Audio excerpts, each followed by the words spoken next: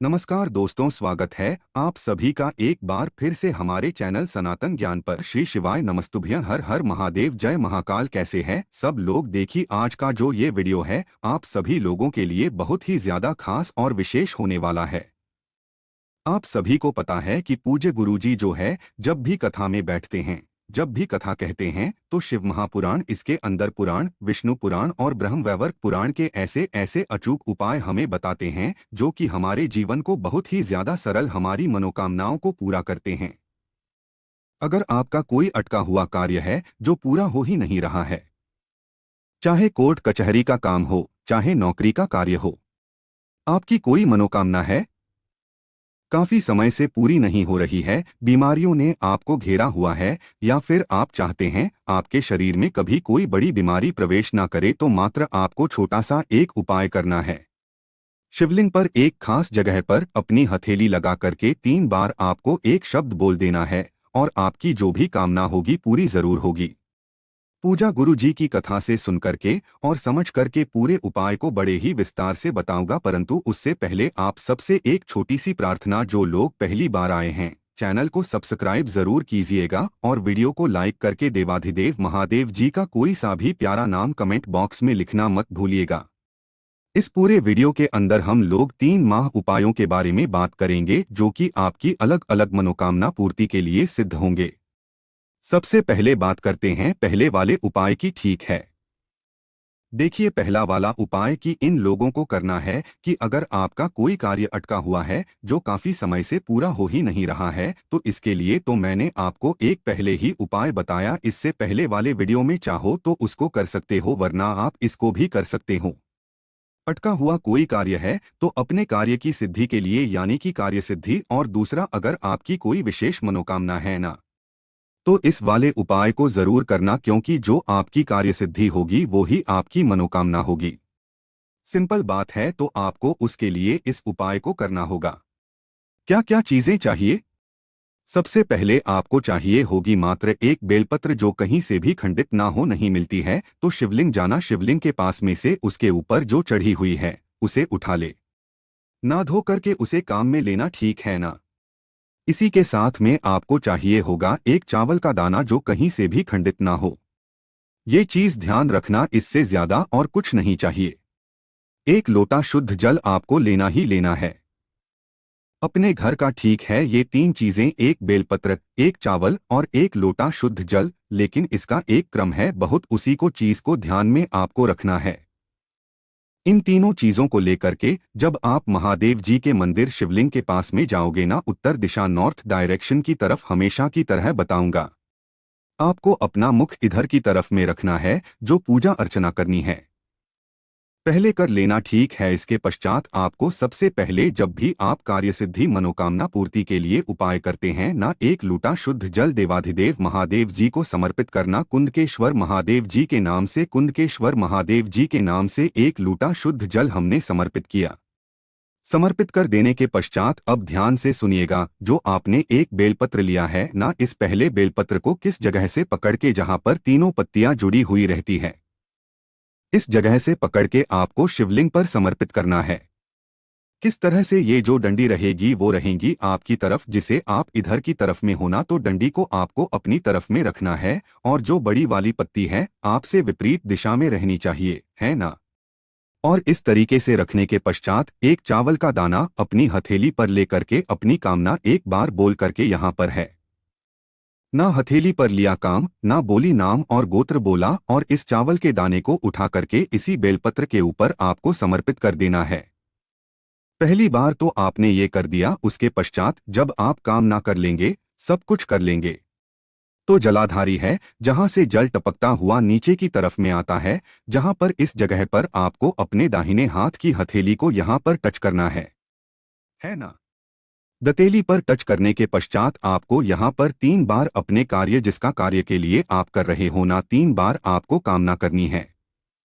3 बार बोलने का भी एक क्रम है, विधान है, तो उसी तरीके से आपको 3 बार यहाँ पर कहनी है। 3 बार कहने के पश्चात जो भी जल की बूंद या जल का कोई इतना सा कण भी अगर आपकी हथेली पर लग गया है ना, उसे अपने मस्तक पर लगा करके घर की तरफ चले जाना। आपका जो भी कार्य होगा कभी नहीं अटकेगा। पूरा होगा ही होगा। आपकी जो भी कामना होगी वो पूरी होगी। यह पहला उपाय बात करते हैं। दूसरे वाले उपाय की दूसरा वाला उपाय होगा, पहला आपकी नौकरी के लिए और दूसरा घर में धन संपदा की वृद्धि करने के लिए है ना। आप सबको पता है कल का दिन है, गुरुवार का दिन, कार्तिक मास जो महीना होता है ना, ये पूरा का पूरा किसको समर्पित होता है? भगवान नारायण और माता लक्ष्मी जी को समर्पित होता है। तो उसी के लिए आपको इस उपाय को करना है। धन की कभी कमी नहीं रहेगी। आपके जीवन में एक लोटा शुद्ध जल अपने घर का लेना है। आपको जिस कलश में से आप जल पीते हैं उसी में से इसके अंदर आपको चीजें क्या क्या डालनी है, ध्यान से सुनना। सबसे पहले नंबर पर आपको एक डालनी है हल्दी, लेकिन ये नहीं हल्दी की गांठ, एक हल्दी की गठान आपको लेनी है, वो आपको इसी लोटस में डाल देनी है। दूसरा एक लेना है कमलगट्टा, जो माता लक्ष्मी जी को बहुत ही ज्यादा पसंद है। एक कमलगट्टा मात्र, वो भी उसी लोटस के अंदर डाल देना। और एक लाल पुष्प, जो लाल पुष्प आपको मिल जाए, हो सके अगर कमल का फूल अगर आपको मिल जाए ना तो छोड़ना मत, उस कमल के फूल को ले लेना और उसे भी आपको इसी वाले लोटे में आपको डाल देना है। तीनों चीजें, हल्दी की कटान, कमल कट्टा और एक लाल फूल, इन तीनों चीजों को इसमें डाल करके इस कलश को लेकर के आपके आसपास जो भी भगवान श्री हरि नारायण विष्णु जी के स्वरूप का मंदिर हो, चाहे वो राधा कृष्णा जी का मंदिर हो, चाहे वो राम सीता का मंदिर हो, चाहे लड्डू गोपाल जी का मंदिर हो, चाहे सत्यनारायण जी का मंदिर हो, कहने का मतलब जो भी भगवान श्री हरि नारायण विष्णु जी के स्वरूप का मंदिर है ना, वहां पर जाना, उनकी चौखट पर उस कलश को रख देना। ठीक है। चौखट पर कलश को रखने के पश्चात आपको इस मंदिर की 7 परिक्रमा ओम नमो भगवते वासुदेवाय मंत्र का स्मरण करते हुए करनी है। और जब आपकी 7 परिक्रमाएं खत्म हो जाएं, नारायण के सामने या फिर माता लक्ष्मी जी के सामने अपनी कामना धन की कह करके अपना नाम और गोत्र बोल करके इस कलश को यहाँ से उठाना और आपके आसपास जो भी पीपल का वृक्ष पड़ जाए ना, वहां पर जाना और इस वाले जल को पीपल के वृक्ष में सीधा सीधा समर्पित कर देना। गलती से भी इस वाले उपाय को रविवार के दिन मत करना। इसके अलावा आप किसी भी दिन कर सकते हो। सबसे उत्तम जो दिन बताए हैं गुरुदेव ने, वो आप किसी भी विशेष तिथि को, जैसे कि गुरुवार का दिन आ जाए या फिर सोमवार का दिन आ जाए, प्रदोष आ जाए, शिवरात्रि आ जाए या फिर सोमवार की अष्टमी आ जाए, एकादशी आ जाए, उन दिनों में आपको इस उपाय को जरूर करना है। आपके घर में कभी भी धन संपदा की कमी नहीं रहेगी। पूज्य गुरुजी का बहुत अद्भुत और अचूक उपाय है, जरूर कीजिएगा। बात करते हैं तीसरे वाले उपाय की। ये वाला होगा आपकी बीमारी को लेकर के। अगर आप नहीं चाहते हो कि आपके शरीर में कभी कोई बड़ी बीमारी प्रवेश करें, और अगर आपके शरीर में किसी भी तरीके की कोई बीमारी है ना, लगातार 7 दिन इस उपाय को करके देख लेना। बड़ी से बड़ी बीमारी, बड़े से बड़े रोग इस वाले उपाय से खत्म हो जाते हैं। आपको इस वाले उपाय के लिए लेना होगा एक स्टील का लोटा।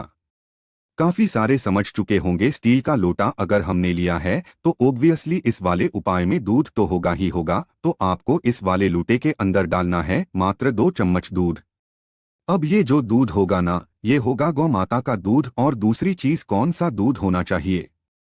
कच्चा दूध, जिसे एक भी बार गर्म नहीं किया गया है। ठीक है ना? 2 चम्मच कच्चा दूध इसके अंदर डालना और पूरा का पूरा लोटा जल अपने घर के शुद्ध जल से भरना है। ना पूरा का पूरा लौटा तो दूध और जल आपने मिश्रित कर दिया। डायरेक्ट दूध मत लिया कीजिए, आप थोड़ा सा दूध डालकर के उसमें जल समर्पित कर लेना। ठीक है। अब इस वाले लौटे को आपको 3 जगह समर्पित करना है। क्रम ध्यान दीजिएगा, उसी क्रम में आपको इस उपाय को करना है। सबसे पहले आप जाओगे पहले नंबर पर पीपल के पेड़ के पास। जब भी आप यहाँ पर जाएंगे तब आपको पीपलेश्वर महादेव जी का स्मरण करके उसी कलश में से थोड़ा सा जल यहाँ पर समर्पित करना है।